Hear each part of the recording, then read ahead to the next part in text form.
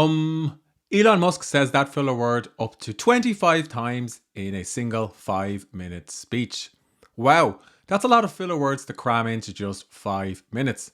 That might be fine for Elon Musk, and it might be fine for somebody who's in a conversation. But what if you're a writer?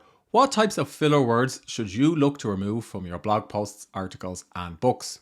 Hi there, my name is Brian Collins. Welcome to the Become a Writer Today channel. In this video, I'm going to go through 25 different filler words that you can eliminate from your writing and dramatically improve what you're trying to say. Hope you enjoy the content. If you do, hit thumbs up. If you want to get more videos like this, don't forget to subscribe to the channel. Just is a popular filler word that writers often turn to without thinking about it. Consider this sentence. I just need to write and publish this article so I can get paid. We can easily remove the word just. I need to write and publish this article so I can get paid. It hasn't changed the context at all. Often is another example of a weak word that writers can cut without issue. Consider, I often write articles that nobody reads or shares. Certainly don't want that to happen. Now look what happens when we remove the word often. I write articles that nobody reads and shares. It's a stronger sentence. The word so is fine for conversational writing and for copywriting, but sometimes it can weaken a sentence. So, it's time I learned how to proofread my work. Whereas we can simply say, it's time I learned how to proofread my work. Really? That's a word you'll often hear thanks to sitcoms like Friends. Before, you might have, I really need to read a book about copywriting. Afterwards, you'd have, I need to read a book about copywriting. It's shorter and more concise. That is another example of a filler word. It's one that I often use.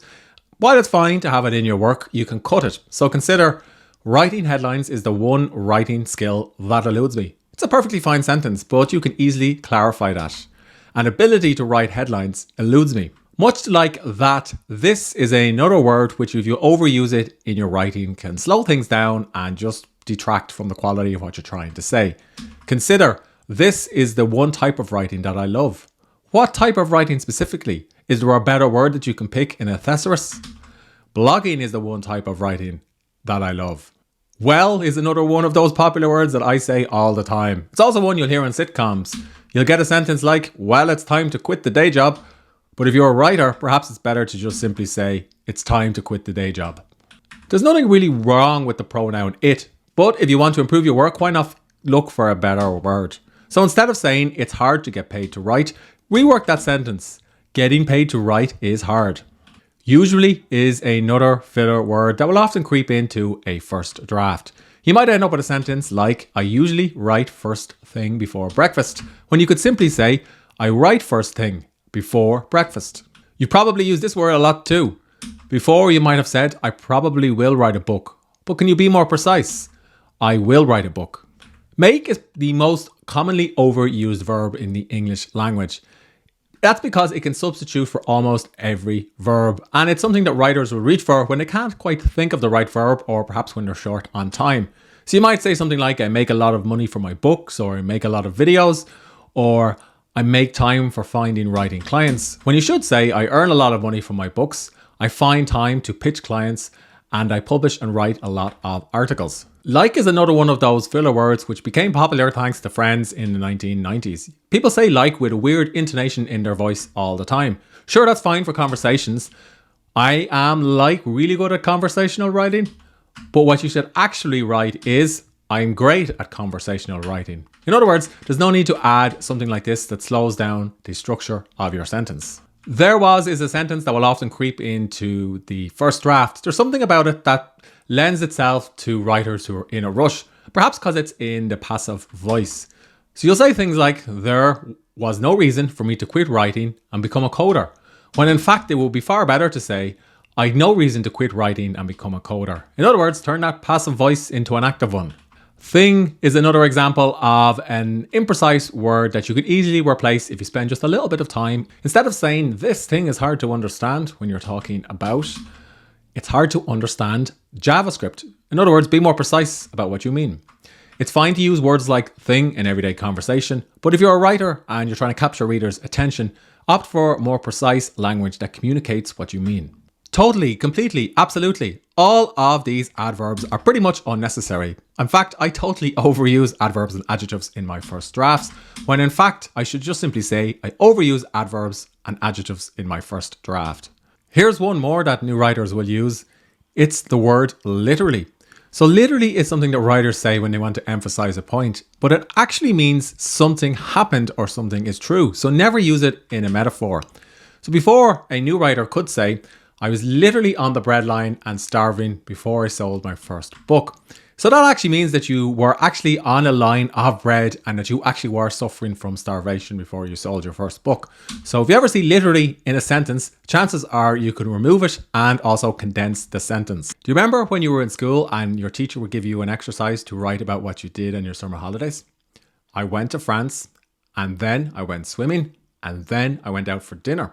If you ever see and then in a sentence, it's clunky to listen to and it's clunky to read. So you might have a sentence like, I took a writing course and then I started a blog and then I studied SEO and then I started creating courses. Instead, why not take out a few unnecessary adverbs and adjectives and insert a comma or a full stop. I took a writing course, I started a blog, I studied SEO and started creating courses. You could make things a little bit more concise or even speed up the cadence of your work by putting in a few full stops. I read, I write, I edit. Obviously, you wouldn't have every sentence in your paragraph like this, but knowing how and when to use and will help you control the speed of whatever it is you're trying to write about. Why bother saying, I sat down on the office floor and read a book, when you can simply say, I sat on my office floor and read a book? Why bother saying, I got up and started to dictate my first draft, when you can say, I stood and dictated my first draft? Are you ready for one more? Very. I was very anxious to land a new writing gig. Sure you are, but could you not just say, I was anxious to land a new writing gig?